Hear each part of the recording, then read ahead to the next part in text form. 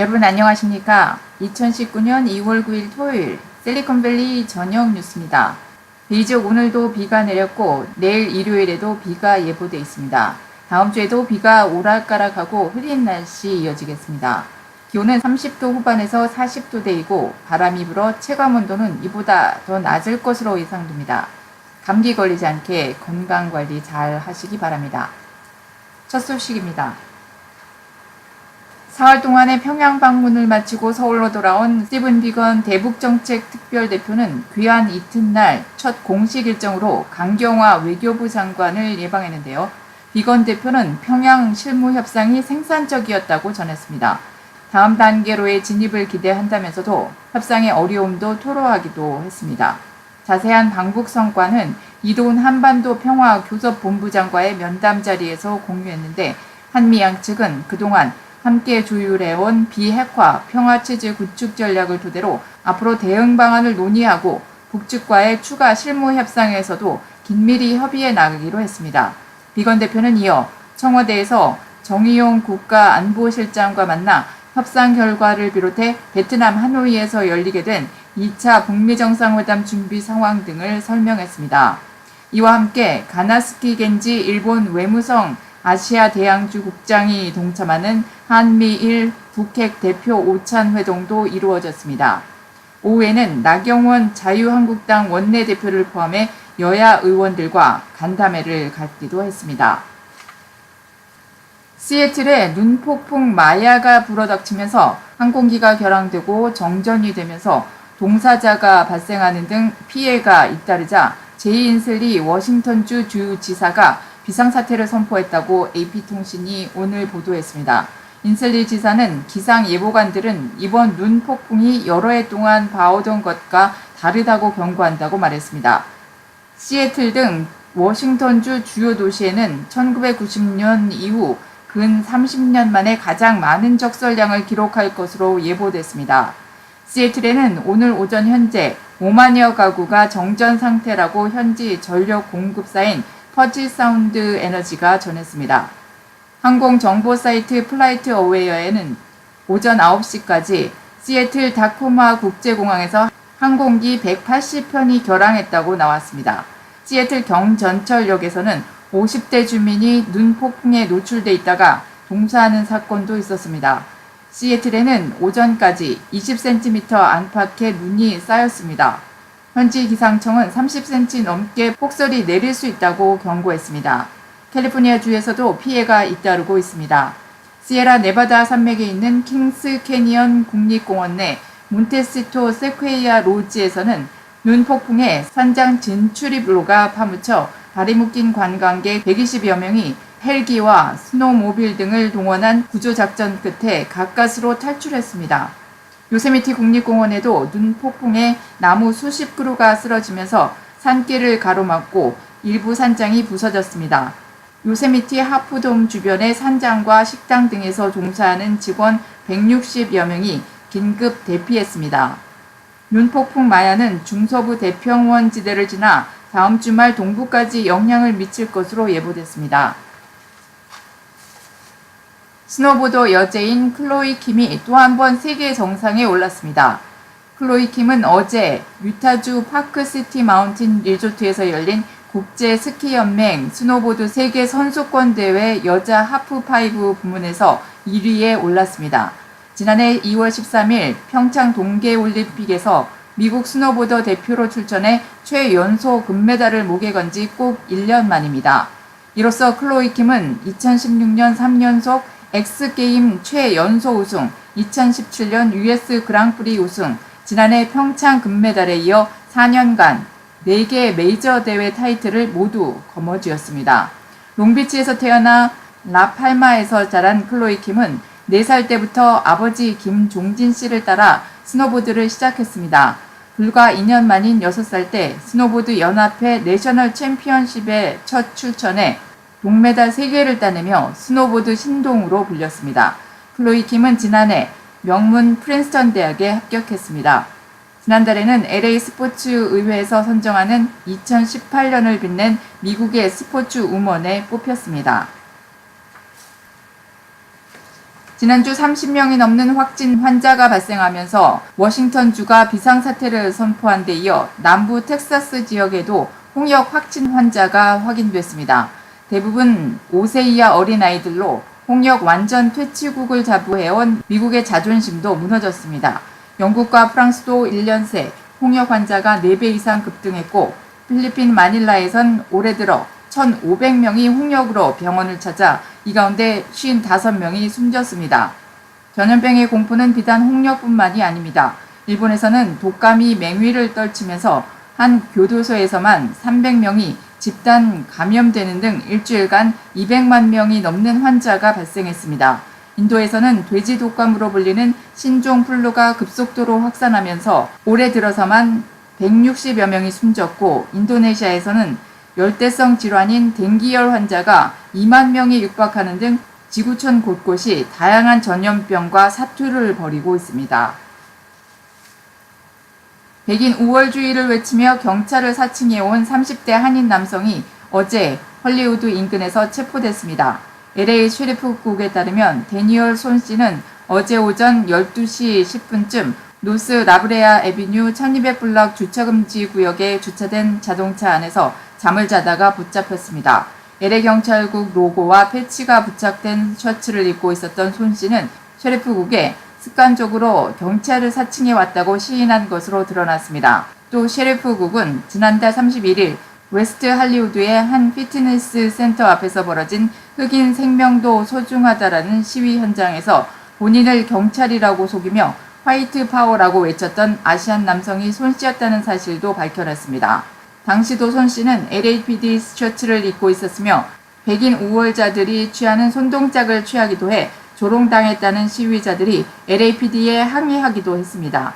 현장에서 촬영된 영상을 검토한 LAPD는 손 씨와 같은 전 현직 경찰이나 직원은 없다며 그가 입었던 티셔츠도 경찰 공식 용품이 아닌 모조품이라고 해명해야 했습니다.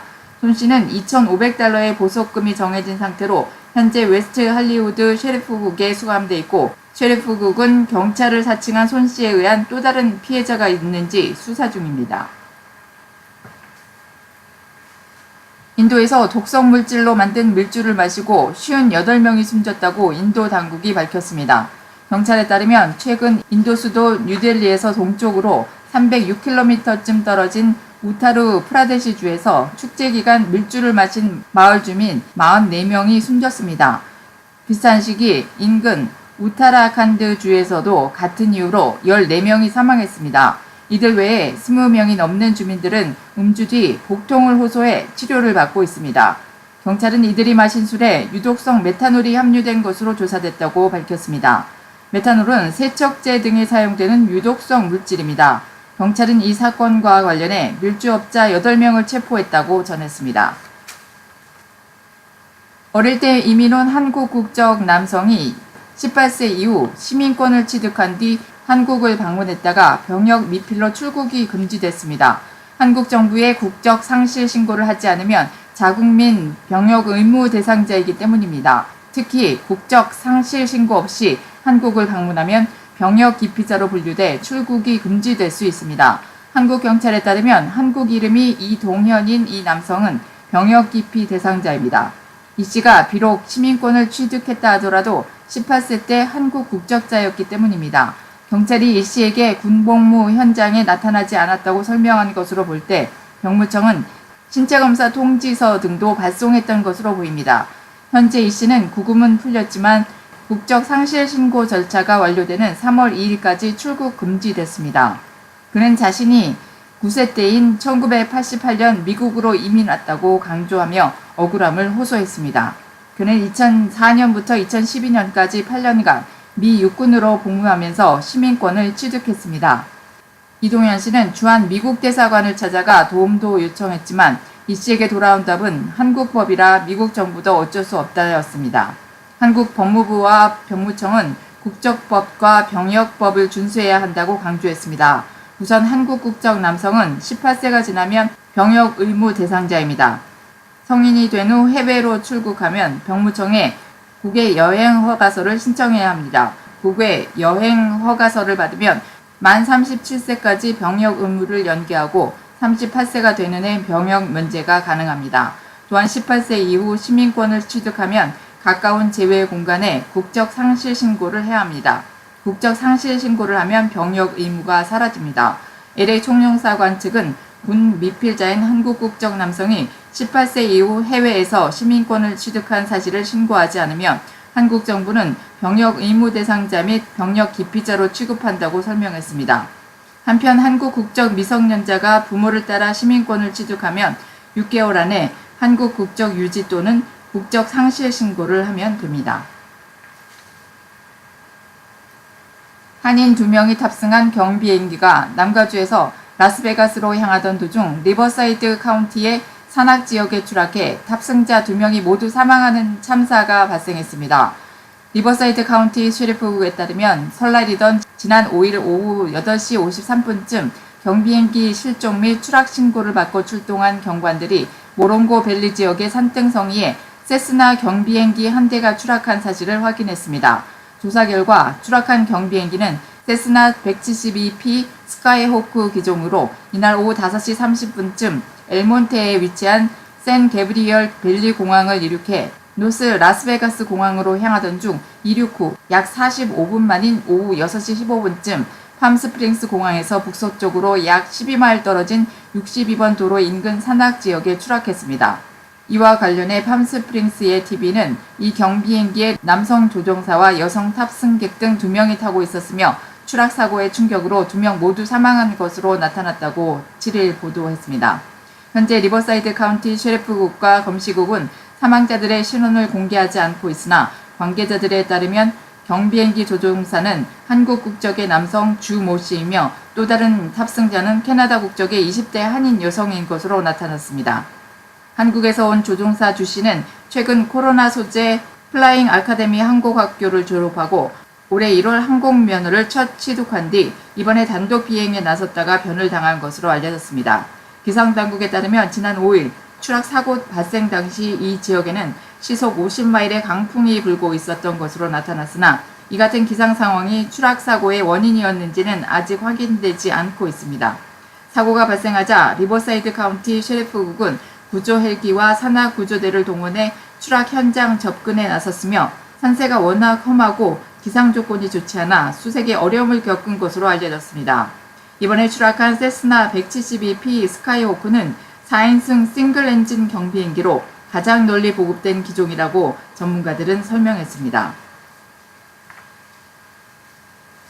미국의 자동차 업체인 제네럴 모터스 GM이 오하이오주 털리도 공장에서 벌어진 인종차별과 관련한 정보를 얻고자 25,000달러, 약 2,800만 원의 사례금을 내걸었다고 CNN이 어제 보도했습니다. 앞서 털리도 공장의 전 현직 직원 9명은 사내에서 인종차별을 겪었다며 소송을 제기했습니다. 이 공장에서 근무했던 마커스 보이드는 지난달 CNN과의 인터뷰에서 공장 내에서 흑인을 비하하는 N 단어가 공공연하게 쓰였다고 주장했습니다. N 단어는 흑인을 검둥이라고 지칭하는 니그로나 니거 등의 단어를 총칭합니다. 또 다른 흑인 직원 릭 브룩스도 작업 현장에서 교수형에 쓰이는 올가미를 발견했으며 이는 당시 근무조에서 유일한 흑인이었던 자신에 대한 위협으로 느꼈다고 말했습니다. 발견된 올가미는 모두 5개로 알려졌습니다. 당시 CNN은 GM에 해명을 요청했으나 거절됐습니다. 그러나 CNN의 보도는 곧 인터넷상에서 회자되며 네티즌들의 분노를 일으켰습니다. GM이 인종차별적 분위기를 개선하지 않으면 자동차를 구매하지 않겠다는 인터넷 댓글도 많이 올라왔습니다. 상황이 악화되자 GM은 결국 해당 사건에 대한 사과 및 조사, 재발 방지 대책을 약속했습니다. 현재 국가별 최대 7%로 제한되어 있는 연간 이민비자 발급 상한선을 폐지하거나 상향하는 것을 골자로 한 초당적 법안이 연방 하원에 상정됐습니다. 7일 캘리포니아주 조 로프그렌과 콜로라도주 켄벅 연방 하원 의원을 주 발의자로 하고 112명의 양당 의원들이 공동 발의자로 참여한 고숙련 이민자 공정법안이 하원에 상정된 것입니다. 법안은 취업 이민에서는 연간 영주권 발급에 국가별 상한선을 폐지하는 반면 가족 이민에서는 현재 7%인 상한선을 15%로 증가시키는 내용입니다. 국가별 상한선을 없애면 상대적으로 이민비자 신청이 많아 현재 별도의 우선 일자가 정해지고 있는 인도와 중국, 필리핀, 멕시코 등의 국적자에게 기회가 더 많이 주어지게 됩니다. 반면 이들 국가 출신에 비해 상대적으로 우선 일자가 늦은 한국 등 다른 국가 출신들은 더 많은 시간을 기다려야 영주권 신청 발급이 가능해집니다. 국무부에 따르면 연간 최소 발급되는 가족이민 비자 수는 22만 6천 개이며 취업이민의 1년 쿼터는 14만 개로 정해져 있습니다. 로스앤젤레스에서 동쪽으로 80km 떨어진 폰타나의 한 주택에서 지하로 통하는 맨홀 뚜껑을 열어보니 비밀 사격장과 총기류 수백 정, 탄환 수천 발이 발견됐다고 현지 경찰이 오늘 밝혔습니다. 폭스뉴스에 따르면 폰타나 경찰서는 지난 7일 저녁 한 주택을 급습해 갱단의 은신처로 추정되는 지하 사격장과 무기고를 발견한 사진 여러 장을 페이스북에 올렸습니다. 경찰관들은 수색 영장을 들고 찾아간 주택에서 고개를 갸웃거리게 하는 맨홀을 마주쳤습니다. 범죄의 흔적이 의심되는 맨홀 뚜껑을 열고 지하로 내려간 순간 입이 쩍 벌어졌다고 현장 수사관들이 전했습니다. 한 수사관은 총기류 수백 정이 널려 있었고 탄환 수천 발을 봤습니다. AR-15 반자동 소총 탄창만 100개 정도 있었다고 말했습니다. AR-15 반자동 소총은 2017년 라스베가스 총격 등 대형 총기 사건에 자주 등장하는 화기입니다. 경찰은 현장에서 얼마나 많은 갱단 조직원을 체포했는지는 밝히지 않았습니다. CNN 비즈니스는 테슬라 모델 3이 미국에서 가장 많이 팔린 럭셔리 카에 올랐다고 보도했습니다. 테슬라 최고 경영자 일론 머스크 CEO를 둘러싼 논란과 최근 모델 3 가격이 42,900달러로 내려가는 등 악재들에도 불구하고 최다 판매 차량이 됐다는 점에서 미 자동차 업계에 많은 놀라움을 안겨주고 있습니다. 특히 아직은 시장에서 대세라고 할 수 없는 전기차가 미국에서 가장 많이 팔린 차량이 됐다는 점이 관심의 대상입니다. 자동차 분석 전문 사이트인 에드먼즈닷컴에 따르면 전기차는 지난해 미국의 모든 자동차 판매량의 1.2%에 불과하기 때문입니다. 테슬라는 2018년에 모델 3을 14만 6천여 대 판매했는데 신생 자동차 메이커로는 대단히 주목할 만한 판매량이라는 분석입니다. 전통의 자동차 메이커들이 고객들에게 직접 차를 파는 데 비해 테슬라는 차를 운반할 수가 없기 때문입니다. 그러나 고객들이 테슬라 전기차를 사기 위해서는 꽤나 먼 길을 스스로 이동해 찾아가야 한다는 것을 의미합니다. 여기에 일반 차량보다 상당히 높은 가격도 판매에 있어 또 다른 장애물입니다. 테슬라 모델 3이 처음 공개됐을 때 가격은 엔트리 럭셔리 카 라인들 수준인 35,000달러로 추정됐습니다. 그럼에도 불구하고 테슬라의 모델 3이 다른 럭셔리 카들에 비해 판매량 폭등세를 보인 것에는 뚜렷한 몇 가지 이유들이 존재한다는 것이 전문가들의 설명입니다. 우선 럭셔리카 시장이 분열덕을 봤다는 것인데 벤츠나 BMW 같은 최고 자동차 메이커들은 무수히 많은 유사한 가격의 모델들을 제공합니다. 예컨대 BMW의 3시리즈와 4시리즈는 본질적으로는 거의 같으며 차이를 느끼기 어렵습니다. 이들 BMW 3시리즈나 4시리즈 차를 사려면 45,000에서 65,000달러 가량이 필요합니다. 테슬라 모델 3 가격대에서 BMW를 선택할 경우 11가지 차량들이 대상이 되는데 테슬라는 한 차량으로 집중된 것이 판매 경쟁에서 득이 된 것입니다. 또 모델 3은 직접적인 경쟁자가 없다는 것도 강점입니다. 테슬라는 럭셔리 브랜드로 만들어졌으며 그 가격대에서 완전한 전기차 럭셔리 세단을 원한다면 현실적으로 모델 3이 가장 좋은 선택입니다. 테슬라는 슈퍼볼 광고 등 전통적인 광고에 돈을 지출하지 않는데 그런 차별화 전략도 모델 3 판매 신장의 성공 요인으로 꼽힙니다. 테슬라는 지난 1월에 1,100달러 인하에 이어 최근에는 추가로 2,000달러를 더 내려 미국 내에서 모델 3 판매 가격을 42,900달러까지 낮추는 결정을 내렸습니다. 이것은 전기 자동차의 장점이었던 세금 공제 혜택이 줄어들면서 소비자들 부담이 늘어난 것을 고려한 조치로 테슬라 측의 현실 감각을 보여주는 대목으로 꼽힙니다. 지난 5일 실시된 국정연설 이후 트럼프 대통령에 대한 민주당 당원들 지지율이 5%포인트 상승한 것으로 나타나 관심이 모아지고 있습니다. 특히 일반 유권자들의 트럼프 대통령 지지율이 국정연설 이후 3%포인트 상승했기 때문에 더욱 흥미로운 상황입니다. 의회 전문지인 더 힐과 여론조사기관 해리스 X가 공동조사에 발표한 국정연설 관련 여론조사 결과에 따르면 트럼프 대통령의 지지율은 47%로 일주일 전에 비해 3%포인트 올라갔습니다. 여론조사는 7일과 8일 이틀 동안 유권자 1,002명을 상대로 실시됐습니다. 헨리 올슨 워싱턴 포스트 정치 통계 분석가는 더 힐 TV와 인터뷰에서 민주당 유권자들 사이에서 대통령 지지율이 올라간 것은 국정연설이 일방적으로 공화당에 치우치지 않은 균형 잡힌 연설이었던 데 따른 것으로 볼 수 있다고 분석했습니다. 무소속 유권자들의 경우 변화가 거의 없었던 것으로 나타나 국정연설 전 트럼프 대통령의 지지율은 42%, 국정연설 후에는 41%로 조사됐습니다. 공화당 유권자들의 트럼프 대통령에 대한 지지율은 국정연설 전 81%에서 연설 후 85%로 4%포인트가량 더 올라갔습니다. 한국이 분담해야 할 주한 미군 주둔 비용을 정하는 방위비 분담금 협정의 가서명이 10일 이뤄집니다. 양국의 협상 수석 대표인 장원삼 외교부 한미 방위비 분담 협상 대표와 티모시 베츠 국무부 방위비 분담 협상 대표는 이날 오후 2시 30분 서울 도렴동 외교부 청사에서 협정문에 가서명할 예정입니다. 베츠 대표는 가서명에 앞서 강경화 외교부 장관을 예방합니다. 협정은 미국 측이 제시한 유효기간 1년을 한국이 받아들이는 대신 금액은 미국이 당초 마지노선으로 제시했던 10억 달러, 약 1조 1,305억 원보다 낮은 1조 385억 원 안팎으로 타결된 것으로 전해졌습니다. 이 액수는 작년 분담액인 9,602억 원에 2019년도 한국 국방 예산 인상률 8.2%를 적용해 산출한 것입니다. 협정은 가서명 뒤 법제처 심사와 국무회의, 대통령 재가 등을 거쳐 정식 서명되며 4월쯤 국회에서 비준 동의안을 의결하면 정식으로 발효됩니다. 한국 소식입니다.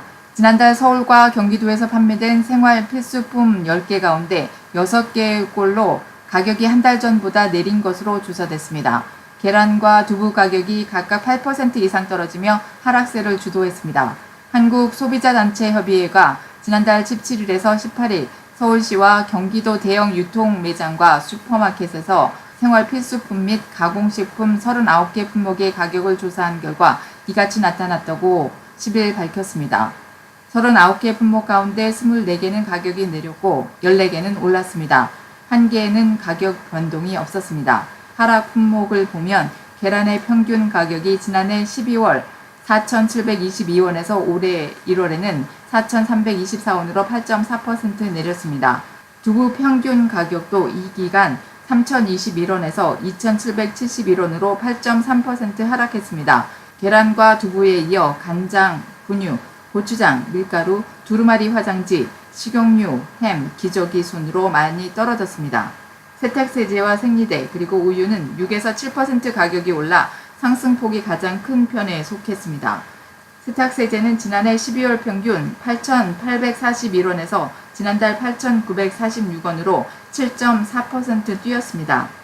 우유는 6.2% 상승했고 참치캔은 전달과 같은 수준의 가격을 보였습니다. 이상으로 2019년 2월 9일 토요일 실리콘밸리 저녁 뉴스를 마칩니다. 오늘도 함께 해주신 여러분 고맙습니다. 부족한 가운데 유튜브 뉴스를 시작합니다.